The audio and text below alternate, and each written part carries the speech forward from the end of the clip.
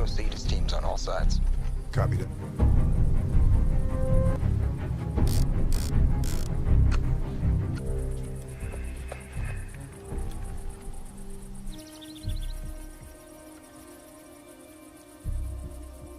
Speed. 238 kilometers per hour, no. Wait. Civilian in play, repeat, civilian in play. Confirm. Confirmed. Clear. Go to green.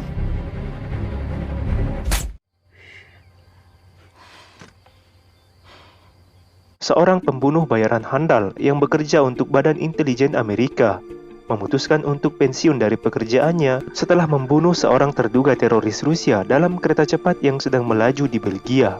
Namun siapa sangka, keputusan untuk berhenti justru membuatnya diburu oleh oknum dari Badan Intelijen tersebut karena ia mengetahui sedikit rahasia yang sedang mereka tutup-tutupi. Terakhir, ia juga baru mengetahui bahwa 25 tahun silam, sebuah perusahaan paramiliter swasta yang juga bergerak di bidang teknologi molekuler telah mengembangkan klon dirinya untuk dilatih menjadi pembunuh bayaran yang ditugaskan untuk membunuh dirinya sendiri. Bagaimanakah perjuangan Will Smith dalam menghadapi pembunuh bayaran yang sedang mengintai dirinya sendiri? Inilah dia alur cerita film Gemini Man.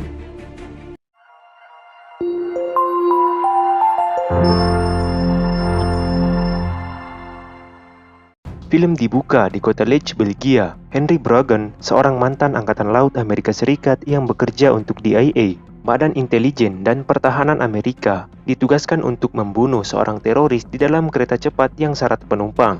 Ia dibantu oleh rekannya Marino yang juga berada di kereta tersebut. Henry mulai melakukan perhitungan jarak, kecepatan kereta dan kondisi lingkungan sekitar. Begitu mendapat target yang dicarinya, secara tiba-tiba seorang anak kecil mendekati target. Setelah ibu dari anak tersebut mengajaknya kembali ke kursinya, Marino mengonfirmasi keadaan yang aman pada Henry untuk segera menembak.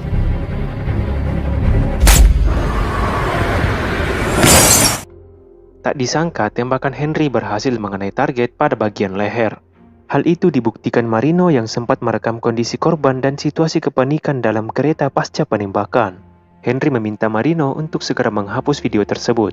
Marino mengaku kagum dengan Henry sebab hanya Henry yang mampu membunuh si target, setelah sebelumnya 4 orang pembunuh juga ditugaskan untuk membunuhnya. Setelah misi itu, Henry lalu berubah pikiran dan memutuskan untuk pensiun dari pekerjaannya. Ia menetap di Buttermilk Sound, sebuah teluk di Georgia yang berdekatan dengan sungai Jericho. Henry kemudian dikunjungi oleh agen DIA, Dale Patterson, dan menanyakan alasan Henry pensiun dari pekerjaannya. Henry lalu menjelaskan perasaannya yang tak tentram dan risau. Dengan 72 target yang telah dibunuhnya, jiwanya terluka. Ia merasa sangat beruntung dengan tembakannya tempo hari, yang jika meleset sedikit saja, maka akan menewaskan anak kecil di sebelahnya. Suatu hari, Henry berencana untuk pergi memancing dan bertemu dengan seorang pegawai rental kapal yang bernama Denny. Ia mengaku sebagai calon mahasiswa S2 Ilmu Biologi Laut. Ternyata niat Henry menyewa kapal bukanlah untuk memancing, tetapi untuk bertemu dengan sahabat lamanya yang bernama Jack. Jack lalu memberikan fakta yang mengejutkan Henry. Perihal Dormov, orang yang telah ditembaknya di kereta cepat dalam misi terakhirnya, ternyata bukanlah seorang teroris seperti yang diketahuinya. Dormov adalah seorang ahli biologi molekuler. Seseorang telah memalsukan berkasnya. Tak diketahui apa motif dan siapa pelakunya. Jack mengaku mendapat informasi dari temannya yang berada di luar negeri. Ia berpesan pada Henry agar berhati-hati. Di tempat lain, tepatnya di markas DIA, seorang deputi direktur bidang operasi yang bernama Janet Lassiter sedang menyadap pembicaraan Henry dan Jack di sebuah kapal terkait pemalsuan berkas Dormov. Disaksikan pula oleh Clay Ferris, pemilik organisasi paramiliter swasta yang bernama Gemini. Mengetahui rahasia mereka akan terbongkar, Ferris sepertinya menyayangkan jika harus membunuh Henry. Namun tak ada pilihan lain karena mereka juga dalam bahaya. Ferris lalu berencana menggunakan orangnya untuk menghabisi Henry. Namun Lassiter menolak karena tak ingin Gemini beroperasi di Amerika. Kali ini, anak buah Lassiter diberi kesempatan untuk membereskan Henry. Dalam perjalanan kembali ke dermaga, Henry merasa ada yang aneh dengan kapal yang dipakainya. Setelah diperiksa, ia menemukan sebuah benda yang mirip alat penyadap. Ia lalu menemui Denny dan memperlihatkan barang tersebut, sembari bertanya apakah Denny adalah agen DIA atau bukan. Denny menjawab dengan santai dan ekspresi yang biasa seolah tak tahu apa-apa. Berkali-kali Henry menjebaknya dengan pertanyaan, tapi Denny selalu berhasil menjawab tanpa membuat penyamarannya terbongkar. Henry akhirnya mengajak Denny bermalam mingguan dan akan mentraktirnya minum. Mereka lalu bertemu di Velika Point dan Henry membawa seikat bunga. Ia lalu mengeluarkan selembar kertas yang berisi foto kartu identitas Denny sebagai anggota DIA. Denny terpaksa mengakui kalau penyamarannya telah terbongkar habis. Henry membeberkan semua perjalanan karir Denny hingga bergabung menjadi anggota DIA dan diutus untuk memata-matai dirinya. Sementara Denny hanya tersenyum-senyum dan tak mampu berkata banyak. Dalam perjalanan pulang, Denny mengatakan bahwa dirinya sudah barang tentu akan dipindah tugaskan setelah Henry mengetahui penyamarannya. Singkat cerita, saat sedang tertidur, Henry tiba-tiba terbangun karena mimpi buruk. Secara bersamaan, ponselnya juga menerima sinyal perimeter yang menandakan segerombolan pasukan telah mengintai rumahnya. Ia pun segera masuk ke ruang rahasia dan mencoba menghubungi Marino untuk segera berlari sejauh mungkin dari tempatnya. Henry melarang Marino menggunakan layanan elektronik seperti ATM dan ponsel. Belum selesai berbicara, seseorang tiba-tiba menyita ponsel Marino. Henry merasa Marino telah dihabisi oleh pasukan utusan DIA. Henry lalu mendatangi kediaman Denny dan membereskan semua pasukan yang tengah mengintai. Denny sempat kaget dengan kemunculan Henry yang secara tiba-tiba di kamarnya. Melihat Denny yang baru terbangun, Henry yakin Denny tak terlibat dengan rencana pembunuhan dirinya. Henry pun berkesimpulan Denny juga akan menjadi target pembunuhan selanjutnya. Denny lalu berangkat ke loket mengambil kunci duplikat kapal yang rencananya akan mereka pergunakan untuk kabur. Namun Denny kepergok oleh seorang anggota pasukan DIA. Mereka lalu berduel. Henry kemudian datang dan menyaksikan Denny yang telah berhasil melumpuhkan pria tersebut. Ia pun telah mengetahui kalau yang menyuruh pasukan itu adalah Janet Lassiter. Sebelum berangkat, Henry lalu mengingatkan Denny untuk membuang barang-barang yang dapat melacak keberadaan mereka. Ferris dan Lassiter bertemu kembali membicarakan kegagalan anak buah Lassiter membunuh Henry. Ferris berencana akan menggunakan Gemini untuk membereskan Henry dan membuat keadaan seolah-olah perbuatan itu dilakukan oleh orang Rusia. Mereka berdua lalu bersandar di sebuah pulau kecil dan menunggu sahabat Henry menjemputnya. Tak berselang lama berbincang-bincang, sahabat Henry yang bernama Baron benar-benar datang dengan pesawat mininya. Setelah Baron dan Denny saling berkenalan dan Henry memberitahu Jack yang kemungkinan telah mati, mereka pun segera bergegas meninggalkan pulau tersebut. Mereka bertiga lalu bersandar di sebuah tempat dan Henry menghubungi Dale Patterson. Ia kemudian menginterogasi Patterson yang kemungkinan terlibat juga dalam rencana pembunuhan dirinya. Patterson mengaku sama sekali tak terlibat, hanya saja ia tak memiliki kuasa untuk melawan, sebab katanya perintah datang langsung dari Inspektur Jenderal. Henry kembali menanyakan Dormov. Kali ini Dale mengakui bahwa dirinya lah yang telah memalsukan berkas Dormov agar Henry mau membunuhnya. Dale juga mengaku bahwa perintah pemalsuan berkas Dormov berasal dari Claveris. Mereka lalu bergerak menuju Cartagena, Colombia, tepatnya di kediaman Baron. Henry lalu menceritakan lagi kekejaman Claveris pada Denny dengan Gemininya yang telah berhasil melenyapkan 12 pangeran Arab. Ia juga menganggap Gemini sebagai tempat pembunuhan dan penyiksaan yang ilegal. Keesokan paginya, Henry terbangun dan merasakan kehadiran seorang sniper yang tengah mengintai dirinya. Henry segera mengenakan pakaian dan mengambil senjata, lalu membangunkan Denny dan Baron untuk segera ke tempat yang aman, sementara dirinya akan menghadapi sniper tersebut. Henry terus berjalan mempercepat langkahnya karena mengetahui sniper juga tengah memburu, hingga kemudian terjadi tembak-menembak, dan Henry merasa kaget begitu melihat jelas wajah sniper yang sangat mirip dengan dirinya sewaktu muda. Pemuda itu bernama Junior, klon dari Henry yang dibesarkan oleh Ferris. Ia menunda keinginannya untuk menembak dan memancing pemuda itu ke tempat di mana Henry bisa menanyainya. Mereka lalu berdialog perihal siapa yang mengutus pemuda itu dan kemiripan mereka. Henry juga mengatakan ia bisa saja membunuh Junior di atas gedung tadi jika ia mau, tapi Junior tak peduli. Ia tetap berambisi untuk membunuh Henry. Mereka lalu melanjutkan tembak-tembakan hingga Henry hampir terkena tembakan Junior. Henry lalu berusaha kabur setelah merampas motor salah seorang yang ditemuinya. Begitupun Junior yang tak mau ketinggalan. Pada sebuah kesempatan, Junior membuat Henry terjatuh dari motor yang dikendarainya. Dan disitulah Henry merasa kewalahan menghindari serangan Junior. Beruntung polisi segera datang dan membuat Junior menghilang. Henry lalu ditangkap oleh polisi setempat karena dianggap telah membuat keonaran. Beruntung Denny dan Baron mampu membuat lobi politik lewat jalur diplomasi, sehingga Henry diserahkan pada mereka berdua. Mereka lalu berencana menuju ke Budapest untuk menemui Yuri, informan Jack yang lebih mengetahui rahasia Ferris yang membuat Henry terus diburu. Lewat Baron, akhirnya mereka berhasil meminjam pesawat pribadi menuju Budapest. Danny lalu merawat luka Henry, sembari menanyakan Henry yang mungkin menyadari kemiripan wajahnya dengan Junior. Tapi Henry menolak untuk membahasnya, karena ia juga masih dibuat bingung dengan kenyataan itu. Ia bahkan merasa seperti melihat hantu sewaktu memandang wajah Junior. Di Glenfall, GA, Ferris terbangun dan mendapati Junior yang sedang merawat lukanya. Junior lalu curhat pada Ferris yang mengaku sebagai ayah angkatnya. Ia merasakan hal yang aneh saat berhadapan dengan Henry. Terlebih ketika melihat wajah mereka yang mirip, Ferris menganggap perasaan yang dialami Junior adalah rasa takut. Ia menyuruh Junior untuk mengatasi rasa takutnya itu. Katanya, Junior telah berada di ambang keberhasilan. Di Budapest, Hungaria, Danny lalu membawa sampel berupa topi milik Junior dan bercak darah milik Henry kepada ahli genetik untuk dilakukan identifikasi kesamaan DNA dari dua orang tersebut. Danny bahkan memberi uang lebih agar hasil keluar dalam waktu 2 jam. Yang seharusnya membutuhkan waktu paling cepat 2 hari. Setelah mengetahui hasil uji DNA, Danny lalu memberitahu Henry bahwa Junior bukan saja mirip dengannya, tapi Junior adalah klon dari Henry. Petugas lab melakukan uji DNA sebanyak 3 kali dan hasilnya benar-benar identik. Henry masih bertanya-tanya mengapa mereka hanya mengklon dirinya saja. Tidak menutup kemungkinan kalau mereka juga telah mengklon dokter dan ilmuwan-ilmuwan lain. Danny memberikan alasan yang paling logis bahwa kemampuan Henry lah yang membuat Gemini memilihnya. Henry dianggap sebagai prajurit terbaik yang mampu membunuh target bergerak sejauh lebih dari 2 km dan hanya bisa digantikan oleh klonnya sendiri yang memiliki kelebihan di atas Henry dan tak mewarisi kelemahannya. Henry lalu bertemu dengan Yuri, orang yang ingin ditemui dan membuatnya ke Hungaria. Yuri lalu membeberkan perihal mengapa Henry ditugaskan untuk membunuh Dormov. Katanya, Ferris dan Dormov terindikasi membuat terobosan dalam memproduksi masal prajurit yang lebih kuat dan pintar dari teknologi cloning manusia. Terakhir, mereka sempat dikabarkan ribut karena perbedaan pendapat. Namun Dormov memutuskan untuk kembali ke Rusia. Saat itulah Henry ditugaskan untuk membunuh Dormov. Yuri menegaskan Ferris harus dihentikan, dan Henry adalah senjata yang akan menghancurkan laboratorium Ferris.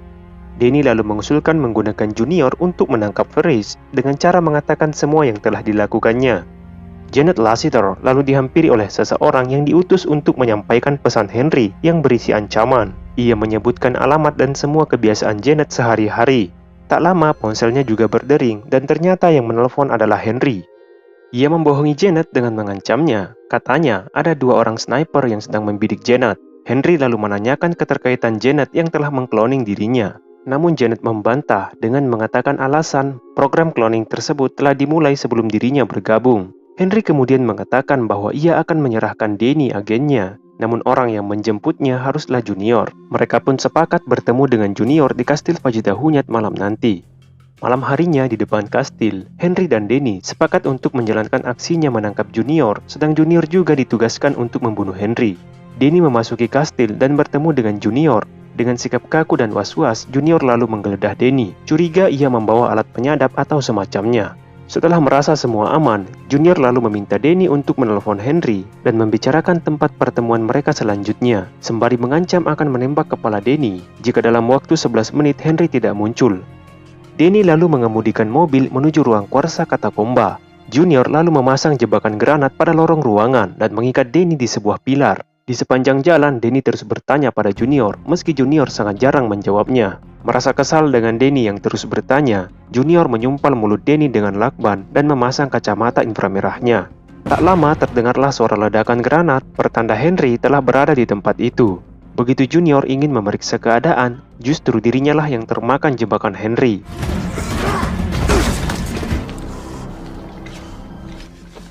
Setelah membuang semua senjata Junior, Henry lalu melepaskan ikatan Danny. Dan disitulah Junior baru tahu, rupanya dirinya telah kecolongan. Danny membawa alat penyadap di mulutnya. Karena itulah Henry tahu soal jebakan granat Junior. Henry kemudian menceritakan semua yang ia ketahui tentang Junior yang dilatih Ferris, yang latihannya sangat mirip dengan dirinya. Henry bahkan membongkar semua sifat, hobi, dan kebiasaan mereka yang sama.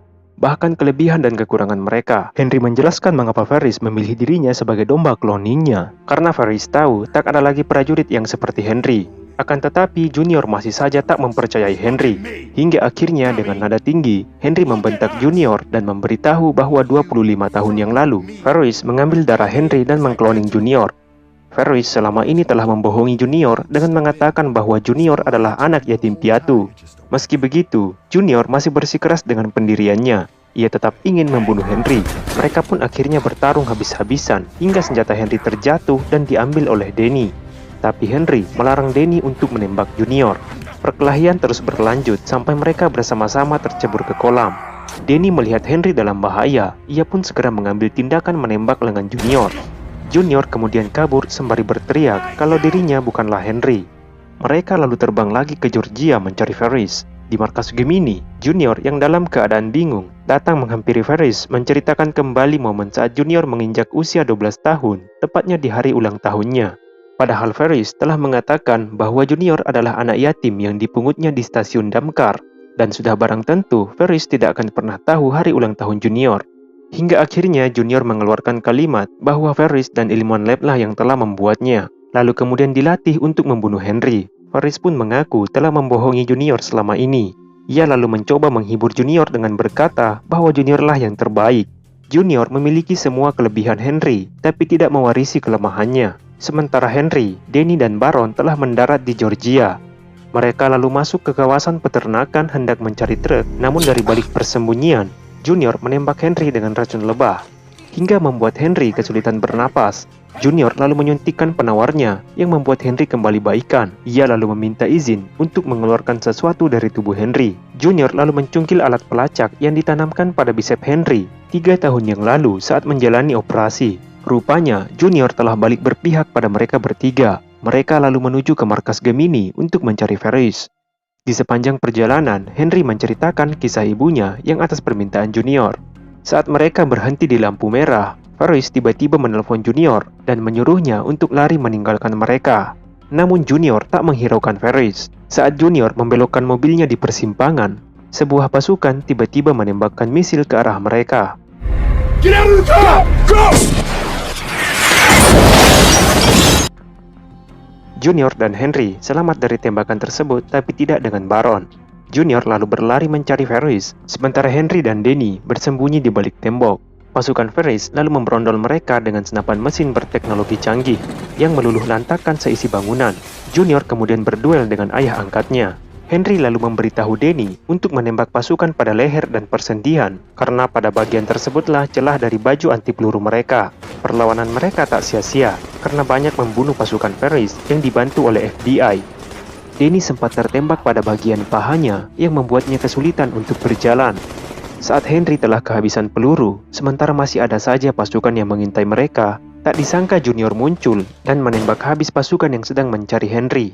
Ferris yang berpura-pura pingsan pun terbangun setelah melihat prajurit pembunuhnya. Mereka bertiga yang sedang berunding tiba-tiba dikejutkan dengan kemunculan anak buah Ferris yang hendak menembak Danny. Junior dan Henry pun bertarung melawan seorang prajurit Ferris yang tak kalah hebat.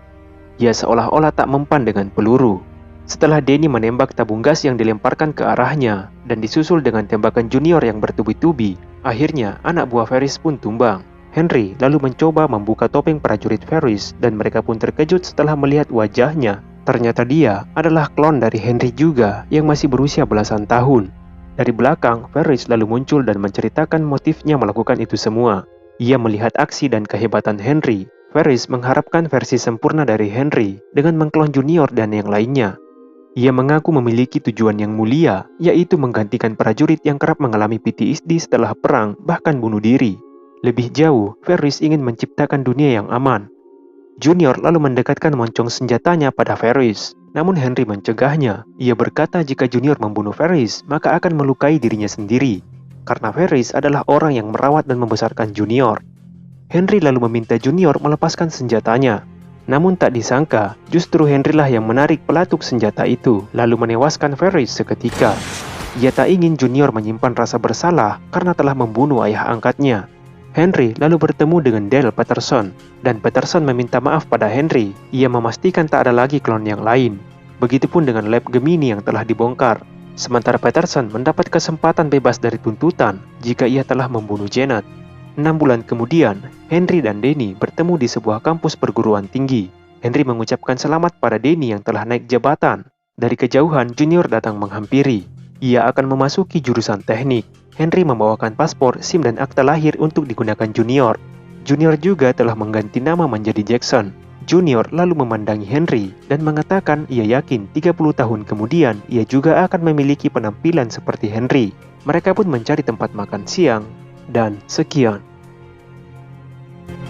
Jangan lupa like, comment, and subscribe guys. Nantikan video kami selanjutnya. Thank you for watching and see you in the next video.